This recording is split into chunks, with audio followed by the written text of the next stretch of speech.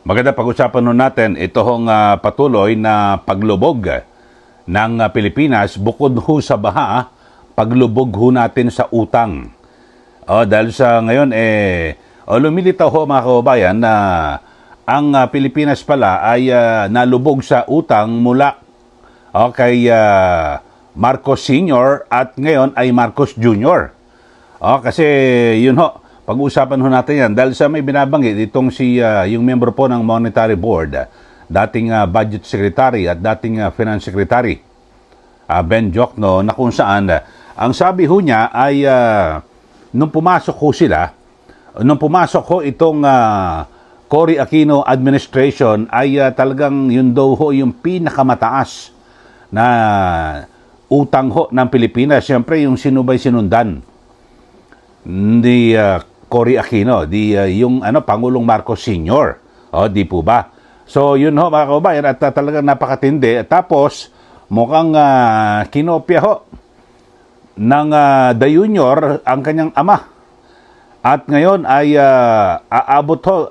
Ito ho baka magulat ho kayo mga kababayan, kasi yung projected climb, yung inaasahan na pagtaas po ng utang ng Pilipinas ay aabot po sa 21.479 trillion o halos 21.5 trillion ngayong sa pagtatapos po ng 2027. Grabe ho mga kababayan, di ba? At yung pinakahuli lang, yung siguro yung pong nabalitaan, nagpautang din ng ilang 200 million euro yung France. Talagang matindi ho. Okay lang ho naman yung sabi nga ho ni dating Secretary Ben Diokno, ngayon Monetary Board member ng Bangko Sentral, wala namang masama sa pangungutang Pero basta't yung uutangin ay napupunta sa tama, kasi lalo na sa mga proyekto, infrastructure, pakikinabangan, magiging produktibo yung yung ating bansa mga kababayan. Pero dito ho ay ito ipapanood ko sa inyo dahil sa ito pong yung suspendido na abogado na si Jesus Palsis, kanyang ipinipilit at na kung saan ay ang ang Duterte administration ang may malaking inutang dito po sa ating bansa.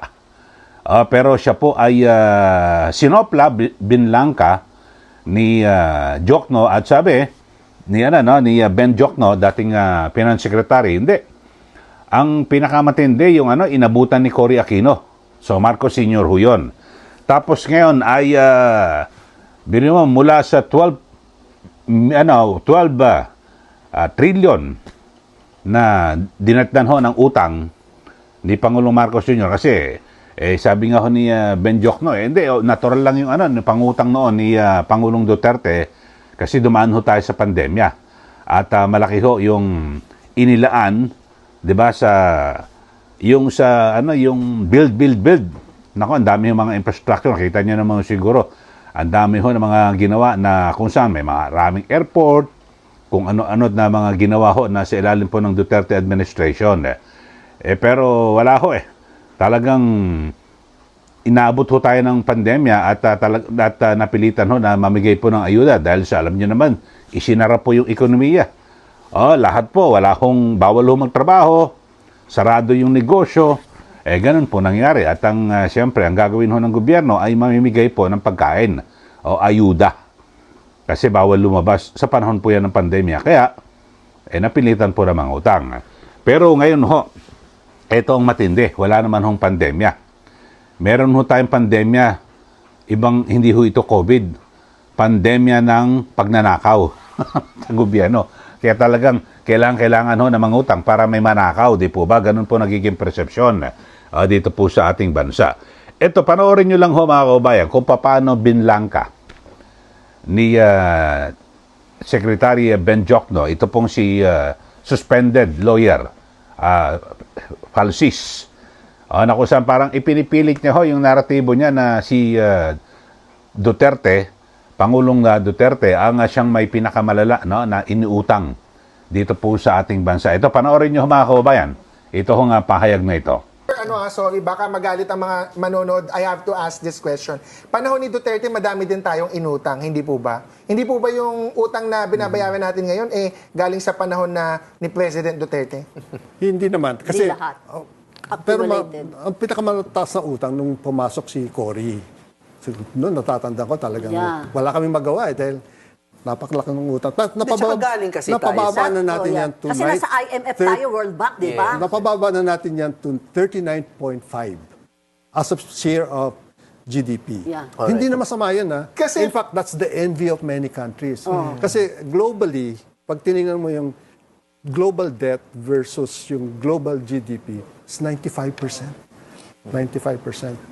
Kasi- Hindi naman masamang manghiram ng pera eh. Of course. Kung ang return on investment, halimbawa, meron kayo isang project na magbibigay sa'yo ng 20% return, and manghihiram ka 3%, it makes a lot of sense. Again, it goes back to quality of spending. Correct, If the project is paying for itself, then it's not really a debt. Correct, It's a debt, but it's not a bad Mas malaki pa nga utang ng US and Japan eh. Ang US, Bakit US mayaman about sila? 110, Sa Japan is China. about 250. debt. Yeah. I'm just forgetting my statistics kasi, Sek, pero if I recall correctly, sa 4 to 5 years ni BBM, yung sa dami ng inutang niya is almost the same amount sa 6 years ni President Duterte. So, I agree, mas madaming inuutang ngayon. Pero, ang laki pa din ng inutang ng Duterte admin, definitely compared to Pinoy. Pero dumaan tayo sa pandemic eh. Kaya kailangan mo mangutang eh. Sa pandemic. And again, the quality of spending. Ang quality of spending. Nag-build si Duterte. Nag-build siya. No? Pero, sir, Kasi nung marami. proud ka doon sa panahon ni Pinoy, maganda nga yung pero wala naman siyang ginawa, di ba? Oh. Walang ginawa. Pero may, Infrastructure-wise, you mean? Infrastructure. Nililinaw ko lang po sa viewers. Wala siyang ginawa sa walang- May infrastructure. may iilan, hindi madami. yes. Palpak pa yung MRT Trino, laging di ba, sira. Well, I have to say, sir, Yun po, no? Ang napanood nyo naman ho, yung pagblangka ho ni Secretary Ben Jokno dito po kay Palsis na talagang ipinipilit niya na yung pinakamasama na ginawang pangungutang ni dating Pangulong Duterte. Tapos sabi niya, hindi, ang pinakamatindi na naranasan natin, yung dinatnan na utang ni Cory Aquino, siyempre, saan galing yun? Di kay Marcos Sr. So, mula kay, tapos, sabi ho niya, yung kay Pinoy daw, dating Pangulong Noynoy Aquino, sabi rin ni Secretary Ben Jokno, proud ka kay, Noynoy Aquino, wala nga akong ginawa yun eh. Talagang, di ba, yung MRT noon, laging sira. Sabi niya. So, talagang napakasama at halos ayaw gumastos noon eh. Alam niyo, importante sa ekonomiya ng bansa, talagang gumagastos yung, di ba? At siyempre, dapat ito ipinangungunahan ng gobyerno. Kasi yun po nagpapasigle. Halimbawa, yung pera ho ng gobyerno, halimbawa kahit sa sanggali, inutang, may mga infrastructure project. Halimbawa, itong mga subway o yung mga mass transport system natin, ay siyempre pakikinabangan ho ng tao yan eh. Di ba? At yung sabi mo, kikita rin naman dahil sa magbabayad naman ng tao. Kaya lang mas magiging komportable at siyempre kumbinyente ho sa tao na mabilis ho na makakarating sa kanilang patutunguhan, so magiging produktibo. Yun ho, mga kababayan. So, tapos kung yung kikitain nun, pwede namang ipangbabayad sa utang at sa maintenance. So, maganda ho, di ba? At alam naman natin na habang sinasagawa yung construction na ganyan, marami ka, makapagbibigay ka ng maraming trabaho. Ganun po ang nangyayari, di po ba? Kaya importante. Kaya lang, ang masaklap ho kapag umutang, tapos napunta sa project na hindi naman natuloy yung project, pero natuloy yung pagnanakaw, doon tayo, todas tayo ron, mga kababayan. So, dito ho, ay iisa-isahin natin, kasi mula sa Marcos Sr., sabi ho ni Secretary Ben Jokno, yung inabutan daw ho, sangkaterba, utang ho ni Cory Aquino. Ito naman, dito ho sa 2027, ay inaasahan na ang utang ho natin,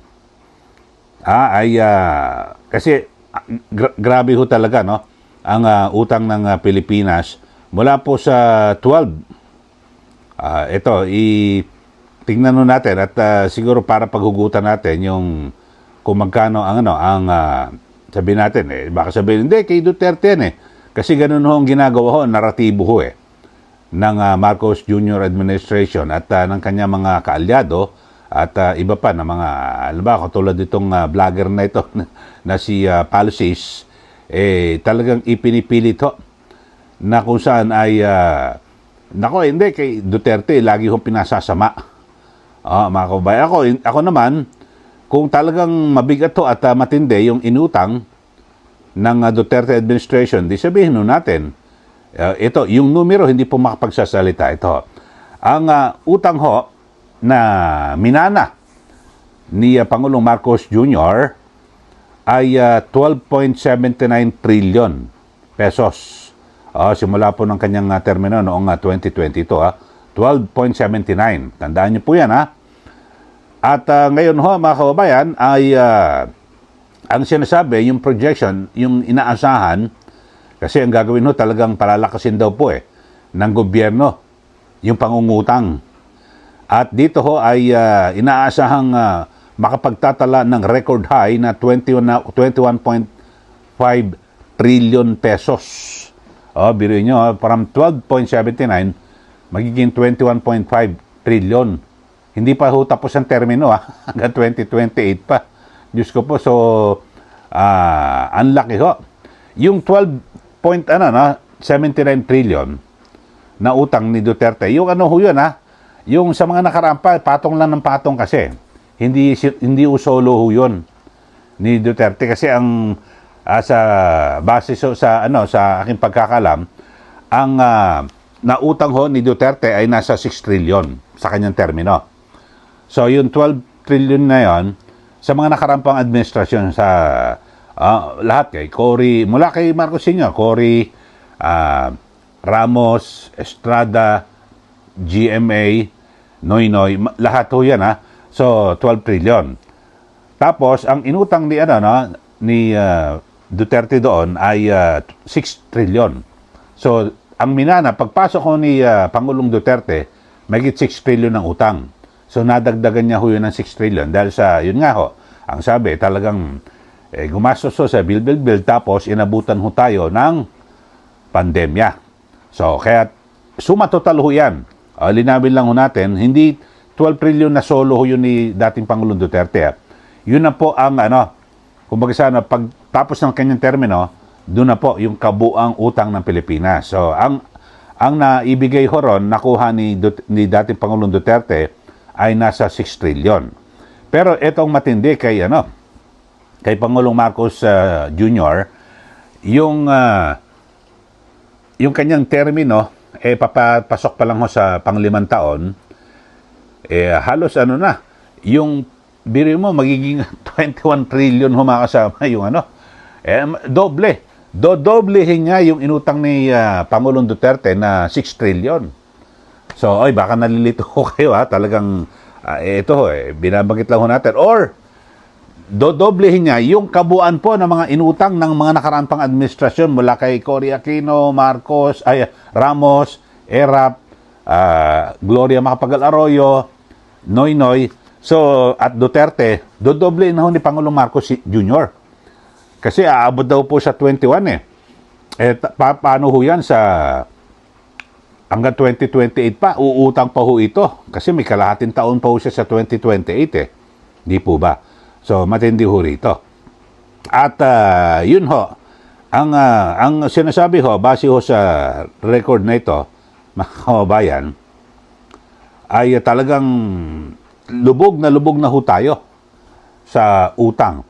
Ito ho, sa panukalang 7.2 trillion pesos ng Marcos Jr. administration para po sa susunod na taon, yung budget ay 7.2 trillion pesos. At na kung saan ay nakapalob ho dyan ay marami hong uutangin dyan po sa 7.2 trillion pesos. At hindi kasi kayang kitain ho yan ng Bureau of Customs, BIR, yun ho ang pinakamatindi ho, mga kababayan. Talagang wala magagawa kundi umutang ho ng umutang. So ito ho, ang projected ito yung domestic debt. Ang projected ay 14.282 trillion pesos, samantalang yung external debt ay 7.197 trillion pesos. So, ito ho, mga kababayan, at talagang matindi ho. At pinakamatindi. At siyempre, ang okay lang naman ho ng mga utang, sabi nga ni Secretary Ben Diokno, kung napupunta ho sana sa tama. Di ba? Halimbawa, may project, talagang na ibubuhos ho. Kaso, di ba, sa mga nakaraan, alam naman na ho natin na yung mga project na dapat ho sa subway, kung sa iba't ibang mga mahalaga, ang ginawa, tinanggal. Dinala sa unprogram. Tapos, yung nasa unprogram na, nasa discretion na ng Pangulo, ibinuho sa flood control. Di po ba? Yun po ang nangyari. At ito nga ho, ang sinasabing gross borrowings are set at 3.304 trillion pesos next year. Magit trillion, 3 trillion. At kinabibilangan nito ng 2.3 trillion mula po sa domestic sources at 914.98 billion mula sa external sources. So, ang sabi ho ay talagang ano raw ho para mapunan at mabigyan ho ng pansin yung iba't ibang mga proyekto. Kasi ho, sa ilalim po ng 7.2 trillion national budget po para po sa susunod na taon, 2027, ang inaasahan po, inaasahan na fiscal deficit ho rito ay 1.694 trillion pesos. Na ang equivalent po nito ay 5.1% ng GDP. So, yun po, talagang, tulad ho ng mga nauna kong sinasabi, bakit ho tayo maglalaan ng mga budget kung wala ho tayo, kung hindi naman kakayanin, di po ba? Kaya lang, ang pagkukunan, puro yung kakulangan ho na at least almost 1.7 trillion, uutangin. Kasi nakakakabaho yung pangungutang Doon ho ako nervous ako bilang isang taxpayer at isang bilang Pilipino. Siguro kayo rin ho mga kababayan kasi ang ikinakakabaho natin ay yung uutangin baka mapunta sa wala. 'Di ba? Maraming mga bansa ho ang mga mga may malalaking utang Estados Unidos, Japan, China meron din ho. So lahat ho sila may mga utang pero nanatili silang mayaman at maunlad. Bakit ho? Kasi yung kanilang inutang napupunta po sa tama. Hindi po nabubuhos sa korupsyon o kung ano man, di po ba? Sige, kayo po ano man sabi nyo rito sa ating pinag-uusapan. Yung mga pangungutang ho, Ang sabi ho ni Secretary Ben Diokno, yung pagpasok ho ni Cory Aquino, dinatnan malaking utang. So, Marcos Sr. to Marcos Jr., pinalubog ang utang ang Pilipinas. So, kayo ho, ano masasabi nyo rito? Dito po sa ating pinag-uusapan. Magbigay na po kayo ng comment dito po sa ating channel. At syempre, sa mga bago lang po, subscribe na po kayo at paki-like at i-share din. Sundan nyo rin po yung aking Facebook, Ka Eli Saludar at Eli Saludar. Maraming salamat. Muli, ito po si Ka Eli. Magandang araw po sa ating lahat.